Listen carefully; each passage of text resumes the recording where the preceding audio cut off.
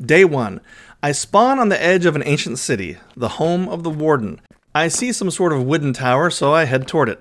I make a lot of noise collecting logs from the base of the structure, thinking this is probably the dumbest thing I've ever done. No food, no armor, no weapons. 100 days. I'll be lucky to survive the next few seconds. I make a wooden pickaxe and mine deep slate at the base of the building. Using the deep slate cobble, I get stone tools and a sword. Look out, Warden. I have a stone sword, I thought to myself quietly. After climbing to the top of the wooden tower, I look around. I see a taller tower with a chest on top. I head over to it and climb up thinking it's a trap. There are some sensors that I destroy, but no shriekers. The chest has some decent loot, but sadly no food. The coal and diamond leggings are the most helpful for now. The diamond hoe seems totally worthless, but I take it anyway, because I have nothing. Looking across the Warden's realm, I see a weird campfire in the distance, and I decide to check it out. This is a nightmare. This game cannot be for children. What am I doing here? I arrive at a spooky campsite surrounded by wool, the same color of Steve's clothing. Mojang, you're just creepy. I'm pretty sure this wool can block sound from the Warden, so I steal all of it. After making my first bed, I sleep next to the fire, and yet I still feel cold. I don't really need to sleep since I'm underground, but it seems to comfort me. Day 2. In the morning, there's no sunrise because I'm deep under the ground in this creepy city. I'm hungry for breakfast and realize there's no animals or plants to eat down here, and I'm probably gonna die soon. I search for food aimlessly. An Enderman says hi to me, and I ignore him. I don't want to create any enemies at this point. Just need to keep my head down and get some food. Going back to the chest from day 1, I destroyed it, so I wouldn't get confused of which chests I've looted. I get confused easy. Looking out at the campsite, I realize I left my bed there. I know the bed really doesn't matter, but it bothers me. Holding my breath, I have to destroy a sensor, then the shrieker. I feel like I'm in the Minecraft bomb squad. I collect coal, bones, and regeneration. Of course, I destroy the chest. I find some iron. Sadly, I witness the death of a beached glow squid. Day 3. More coal and books. Still no food. I climb up a dark stairway and then open up berries. I found berries. From there, I see blue flames. Using wool, I make a bridge and climb over. I notice the trap, so I carefully remove the... No, what? It suddenly gets dark and I quickly remove the shrieker. After I calm down, I realized what happened. These stupid lights work using a sensor, so it sensed me destroying the first sensor. Not very fair if you ask me. I decide to climb to the top of the ancient city portal. I light it up with torches for some reason, but I really can't say why. After climbing back down to the ground level, I find this opening, and then this really strange room. It is pretty weird in here, but it seems fairly safe. I destroy the redstone by the entrance and block up the doors, because I'm terrified. I decide that this is the glowberry room, and I plant them on the ceiling. At least for now, this is my new home. Day 4. While waiting for my vines to produce glowberries, I mined into the wall. This base is naturally surrounded by a layer of wool. This should do nicely to keep the sound out. I make a place for my stuff and unload most of my items. I check on the vines, but still no berries. Getting back to work, I hope I can have some food soon. In my efforts to clean up the place, I realize that the worthless diamond hoe is actually pretty good at mining the skulk. Still no berries. Day 5. I work more on the base, and that may not be the best idea since now my food is even lower. These berries are just not growing. Day 6. I'm working more on the base and I'm making progress. And I destroyed one of the berry vines by accident. I'm still getting hungry. At the end of the day, I'm weak with hunger, but I have an idea. I use the bones from the chest and bone meal the berries. This gets me 15 berries. I enjoy my first meal in the ancient city, and it was sweet. But now I'm out of bones and down to a few berries. Day 7. I leave my base for the first time in 2 days. I forgot how dark it is out here. I'll say it again. This is a nightmare. How are children playing this game? I'm not paying attention and I set off a shrieker a few times, but nothing happens. Eventually I find a cave full of skulk. I call it Skulk Cave. It's a dumb name, but I don't care. The rest of the day is for killing mobs. I save the rotten flesh for emergency food and will use the bones to get more berries. The berries with me don't sustain me very well and I go down to half a heart. It feels good to be back home. I make more berries. Day 8. I'm back in Skulk Cave, but this time I decided to plant some berries here so I can eat while I fight. After getting bones, I make more berries and fight some more. This helpful creeper blew up and released all of this XP from the Skulk.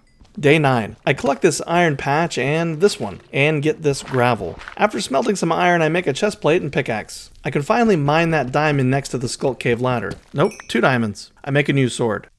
Day 10. I spend the day looting the city. I collect whatever crosses my path. I collect wood from the towers, destroy sensors, loot chests, and get ore. It takes forever because each location I have to check for traps. Unfortunately, I trip a shrieker not once, but twice. I hear the warden climbing through the rocks and I start stacking with wool.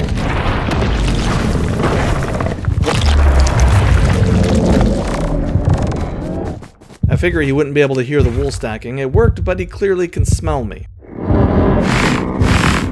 He growls and I think he's going to leave me alone. That's when he fires his sonic boom.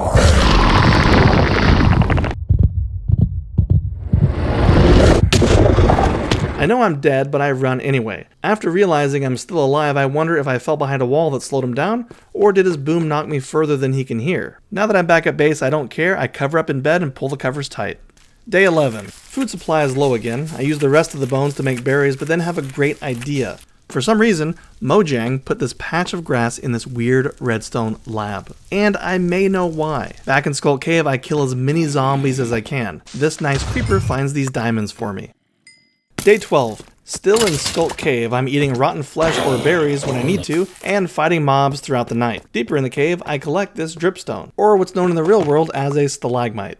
Day 13. Haven't left the Skulk Cave yet, taking a snack break and then getting back to work. Day 14. Getting really tired of the Skulk Cave. Day 15. It finally happens near the end of the day. A zombie drops a potato. It's actually a potato. Day 16. While thinking about the garden, I almost ate my potato, but the important thing is that I didn't. After crafting a bucket, I collect water from this weird altar. Using my not-so-worthless hoe, I make a garden. Then I collect some lava. The base now has infinite water and infinite lava. I quietly watch and wait for my potato to grow. It was sort of like watching a DC movie. Day 17. While waiting for real food, I eat rotten flesh and clean up the base. Oh, I have lava now. I store it in a bucket and keep working. Day 18. Getting rid of more skulk in the base and fixing up the garden because that's just the kind of guy I am. Day 19. Working on the base and then harvesting 4 potatoes, which I did not eat but immediately replanted. Day 20. I nearly have enough books to make a full enchanting table. I should loot some more chests. I bring ender pearls just in case. I did locate some books, but one of the chests triggered a shrieker. I froze, but when I finally shut the chest, it triggered it again. Nothing happened. I guess the warden has a cooldown. Day 21. Like an idiot, I trigger another shrieker.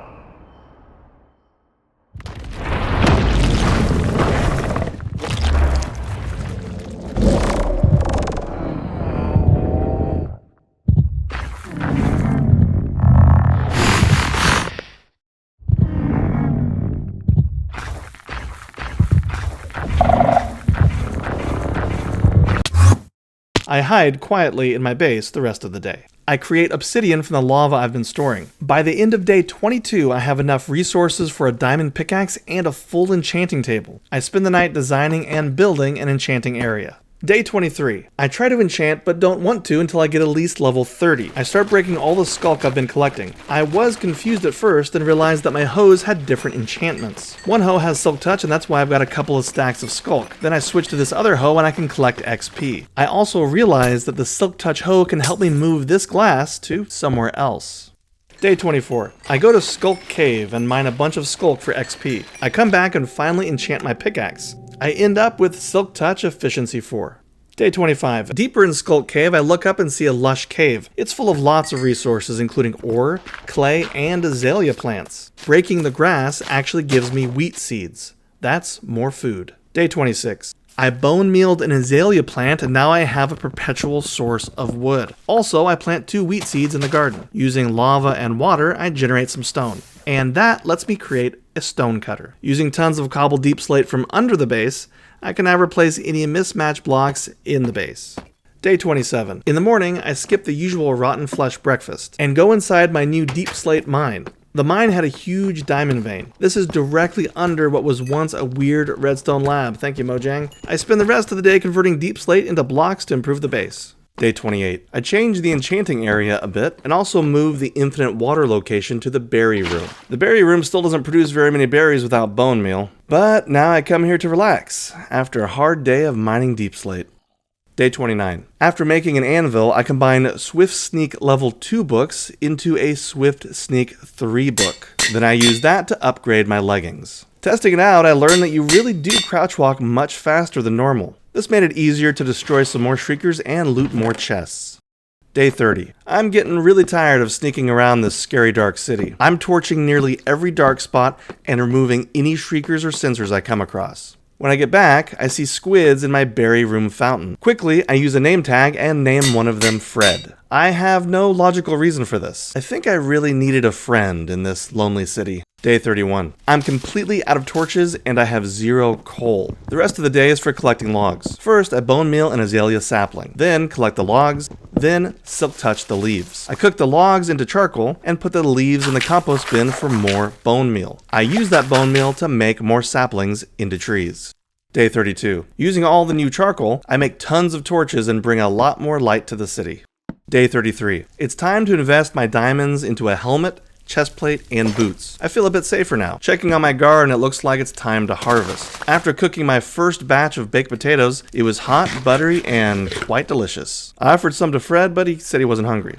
Day 34. Apparently, there's broken stairs leading up toward the ancient city portal. I decided to repair the stairs all the way to the top. It actually wasn't that hard to do, and as you can see, they reach the portal perfectly. Maybe Mojang does know what they're doing. I stand up there and admire all the land I've stolen from the Warden. As you probably know, he can't spawn in lit up areas. I decide that his portal is mine now, and I want to bring it back to life. At first, I try to break the portal frame, but after a full minute of trying to mine one block, I decide it's going to easily wear out my pickaxe. Instead, I go to one of the lava pools in Skull Cave and start mining obsidian. My awesome efficiency 4 pickaxe goes through this obsidian like a diamond axe through a chicken. Day 35. In the morning, I climb the steps and travel up to the portal. It's time to turn this thing back on. I cover the portal frame with obsidian and light it up. Here's the before and after shot. It seems to really make a difference. I climb a tower to get a better view. Day 36. I take a look at the motion lights in front of the base. Yeah, they're pretty fun, but it's time to turn these on permanently. I remove the sensor in each one and replace it with a redstone torch. Now they'll stay lit forever. I go back to Skull Cave for a little more XP. Day 37. In the morning, it's a beautiful sunrise, but I don't see it because I'm only a few feet away from Y-64. I enchant another pickaxe, but this time without silk touch. Look at this great enchantment. Fortune, unbreaking, and efficiency. This way, I can quickly mine cobbled deep slate instead of deep slate, and this will be way better than the iron pickaxe. Again, with the cobbled deep slate, I can create tons of blocks in the stonecutter, so I spend some time in the deep slate mine. Day 38. I find ores and also this free source of lava directly under my base. Apparently, some of the floor in the base is carpet and some are blocks of wool. I cleared out most of the full blocks so I can repair the wool perimeter around the base. In addition, I fixed some other things. Day 39. While trying to collect water from my infinite water source, I noticed that somehow Fred is gone. Even though I had him tagged, I feel bitter the rest of the morning. After drying my tears, I start filling in the perimeter walkway with water. I'm pretty sure Mojang did not intend their ancient city to have water canals, but I don't really care. I can do whatever in the name of the Ender Dragon I want. Sorry, I'm still just bitter about Fred. It was getting kind of crazy as I filled, but suddenly the water calmed down and it was finished. The waterway is full of glow squid, which reminded me of all the good times me and Fred had.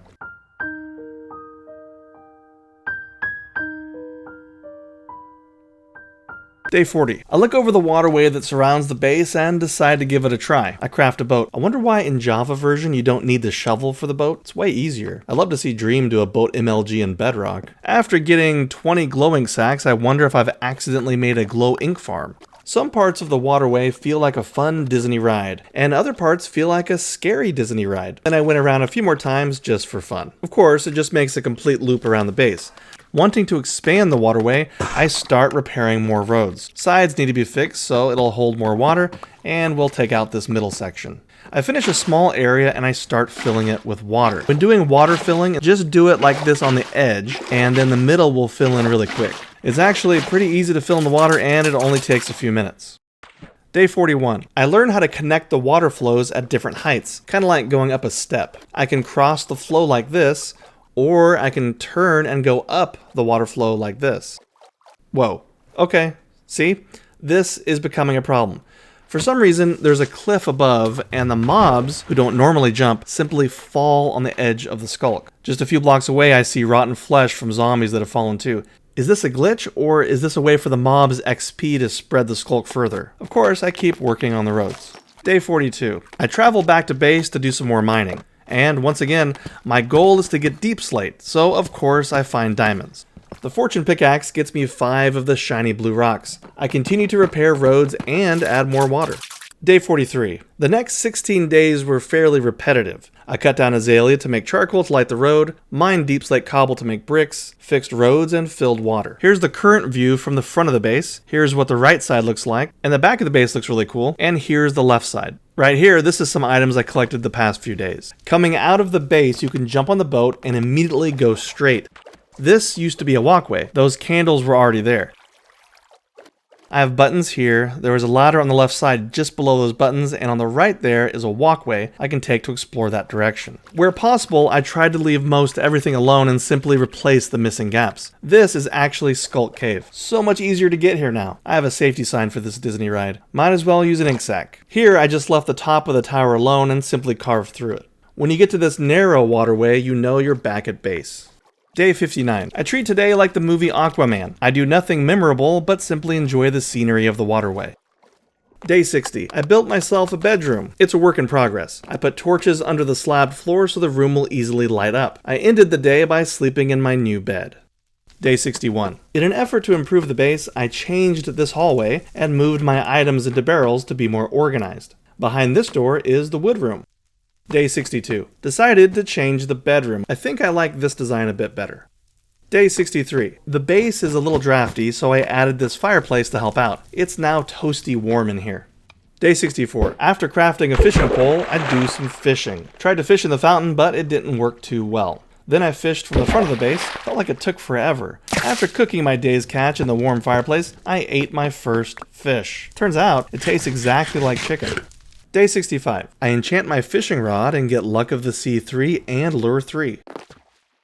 I take the boat to the main waterway and start fishing. Here is what I end up collecting, including this mending rod. Using the anvil, I combine it with mine. I call the new rod Subscribe because I strongly believe in the power of suggestion. Day 66. After fishing some more, I end up getting leather. This allows me to make a picture frame. I use a glow ink sac to make a glowing frame, and I frame one in remembrance of Fred.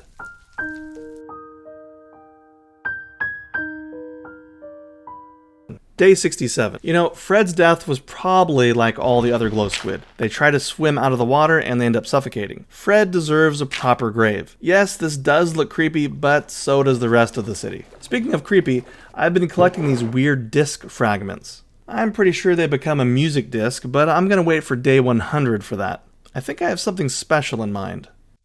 Day 68. So I read some stuff online and wanted to do a test. So as a test, I purposely triggered a shrieker a few times and this happened. Alright, I know he's down there somewhere.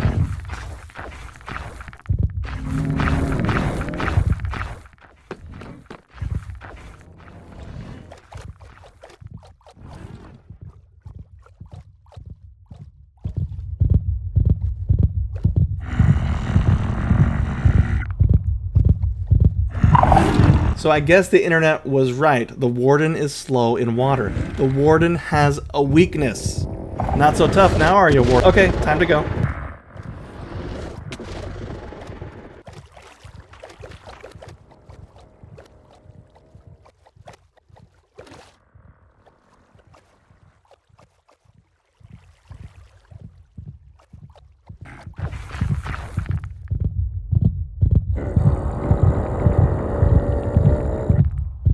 And here is where I do something really stupid. I eat a potato.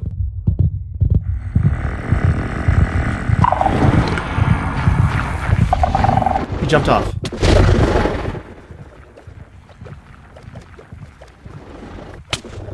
He's underneath me.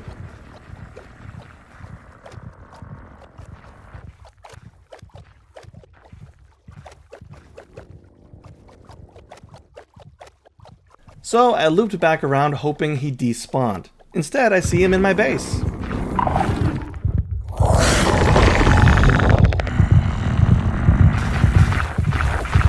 My other boat gets in the way, so I have to quickly swap boats just to stay alive.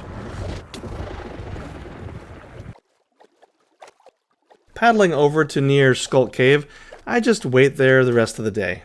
Not a game for kids. Day 69. Well, I spent most of the day being paranoid. I carefully searched the area, hoping that he's despawned.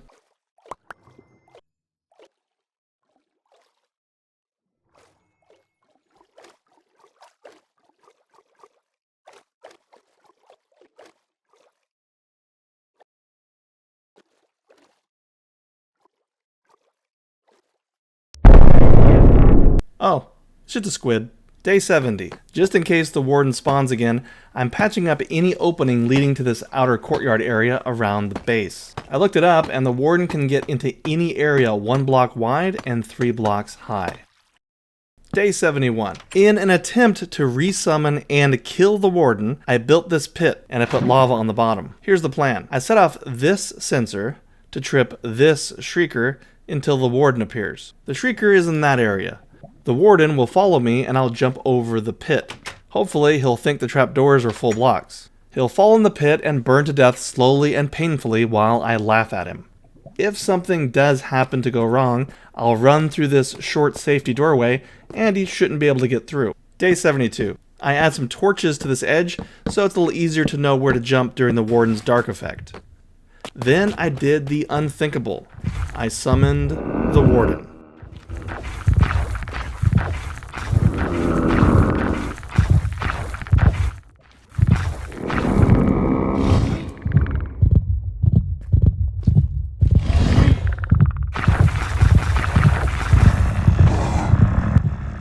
Apparently, the Warden is immune to lava. But I did outsmart him. That's right, Warden. I'm the one who outsmarted. Okay, time to go. Later, I come back and he had despawned. I decide to count that as a kill. Day 73.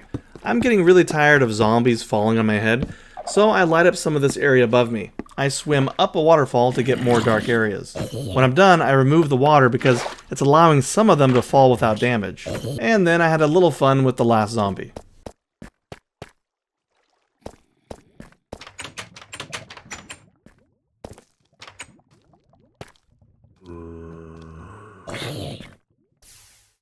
Day 74. I remove my safety wall and start building a tower for the Warden. I need full water blocks, and I don't have kelp.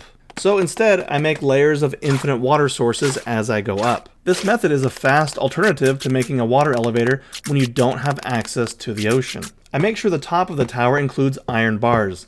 The ceiling can only be 2 blocks high, or the Warden might jump over these gaps. I call this new creation the Warden Prison. I'm really not sure if this plan will actually work, or I'll suffer a quick and painless death. Day 75. At the very bottom of the Warden Prison, I need an entrance. Removing some blocks to make an opening, I use buttons to block the water flow. After doing the same thing to the other side, now the Warden can easily walk through like this. Back at the base, I borrow the redstone block and the redstone lamp from the garden to use for the Warden Prison. In addition, I go under the ancient city portal and collect 4 soul sand. I add soul sand to the base of the prison, so it will create a water elevator that should shoot the Warden up into his cell. Day 76. I add torches to combat the darkness effect. I go up to the waterway and add a redstone lamp to the side of the tower. This makes the water column more bright. Here's the plan. The Warden will come from the direction where my cursor is. I'll run over the trapdoors and then through this short tunnel. If he wants to get me, he'll be forced to walk into the water and be pushed up into his cell, assuming it works. Day 77. Using the anvil, I make a tag for the Warden. I don't know, for some reason he looks like a Wally to me. Maybe it's the alliteration. Like an idiot, I summon the Warden again and risk my life.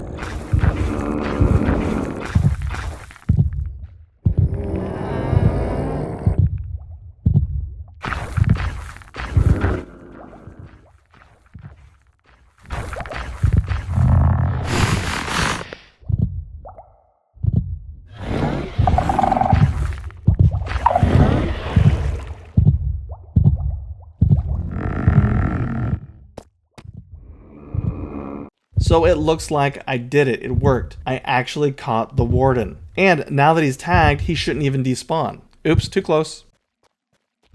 Day 78. Okay, this is so freaky. I'm back in base and I can still hear the warden pacing in his cell. Or is that his heartbeat? I grab the bow from my fishing loot and combine it with a new bow. Not that great, just punch one. The tower really isn't that far from the base. You can see him pacing up there. I really want to bug the warden, so I block up near the prison and see how close I can get. Yep, I think that's far enough. I can tell you this, that squid down there should be way more quiet.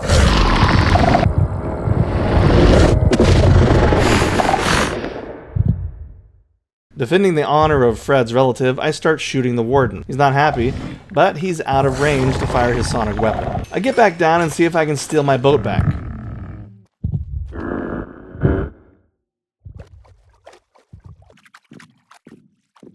Back at base, I sleep comfortably with the rhythmic sound of a trapped warden.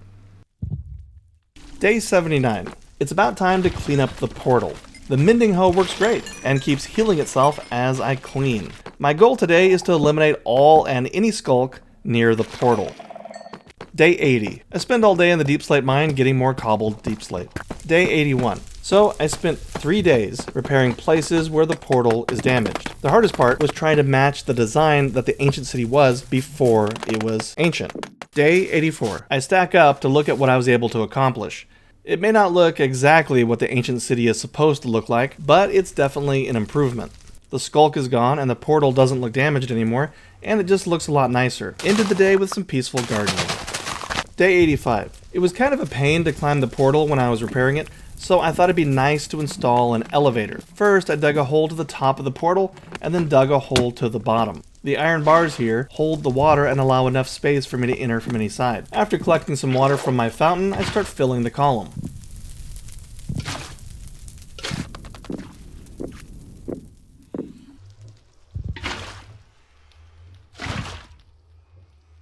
I test the exit and it works fine. I'm careful to take soul sand from the middle so the blue fire still looks good. I add it to the water column and make sure it works. Now I have easy access to the top of the portal and can view my new kingdom that I've stolen from the warden. Everything the light touches is my kingdom. But you see that dark area back there? That's my kingdom too. Day 86. Now that traveling to the top of the portal is so convenient, it's time to fix this place up. I hide torches behind stairs so I have plenty of light and decorate it with dark oak and blue torches. Now, I'm no Grian, but I think it turned out pretty good. This center area will be a resting place for a special item, but we don't need to worry about that till day 100. Day 87. I clean up the walkway that goes around the base. I removed so much skulk that I ended up with huge gaps in the ground. Day 88. After repairing the ground, the walkway around the base looks tons better. Day 89. I add very simple lighting to the walkway. Nothing fancy, but it does look more uniform now. Day 90. I start building a secret door. As you know, this base originally had lots of redstone stuff, which I store in my redstone barrel. I've also mined plenty of redstone these past 90 days. Now it's time to build at least one thing using those resources, but it's a real pain. I'm definitely not a mumbo jumbo. Day 91. Once again, I replant the garden. And also, check this out. See anything odd in the fireplace? It's a hidden lever. This secret passage leads out to the perimeter walkway if I need a quick exit or if I just want to go jogging in the morning. It's probably not necessary, but now I don't have to stack up with leaves every time I come down in this area. Day 92. Did absolutely nothing. In real life, I may have eaten dinner. It was pizza night. Let me know down in the comments your favorite pizza brand. You know, some people think that if you place an obsidian portal inside the ancient city portal, that you'll end up in a new undiscovered dimension. Only one way to find out. I'm going through on day 100. Day 93. Just so there's no hard feelings, I want to give a gift to the warden. I try to think about what he likes, then realize he loves to kill things, and I have a way to make that happen. My project starts with tunneling on the same height that the warden is. So the closer I get to completion, the closer I get to the warden. It's not too bad at first, but then I get the dark effect. I make sure to use extra torches to help out. Day 94. Now I'm close enough to the warden that I'm in the range of his sonic weapon.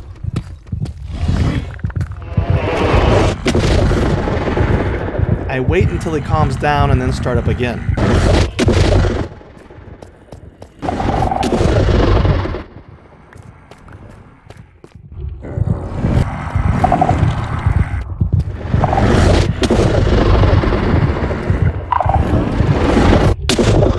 keep eating, healing, waiting, and then mining.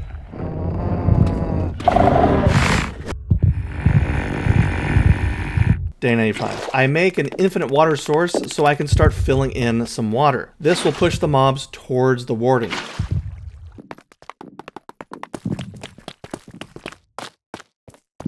I clear out more of the tunnel and I set up a collection area.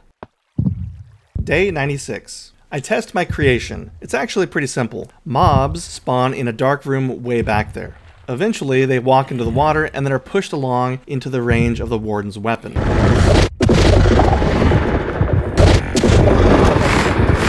I think it was a great gift, and the Warden seems to enjoy it.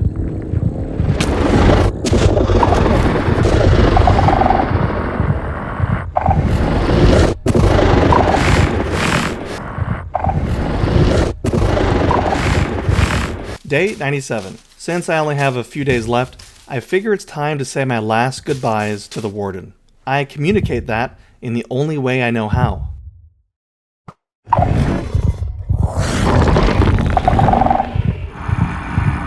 Also, I visit Fred's gravesite one last time. He was a great pet. Didn't bark, didn't require food or attention. He was completely house-trained and never had fleas. I hope he's happy in that large aquarium in the sky. Day 98. I grab some more soul sand from under the portal and bring it inside. I build myself a hot tub with a really weird bubble animation. That's you, Mojang. A little decorating and then it's time to chill. Turns out it's not very relaxing. Just a bunch of bouncing, really. Well, I'm on day 99. I decide to reminisce. I visit my old campsite by Skulk Cave. I bet it's still there. You know, I was so scared that first day I thought I'd just die at any moment. But now the ancient city is safe and it's all mine. I leave the campsite and find the exact spot I was standing when I spawned into this world. So this is how much the city has changed since I arrived. Day 100.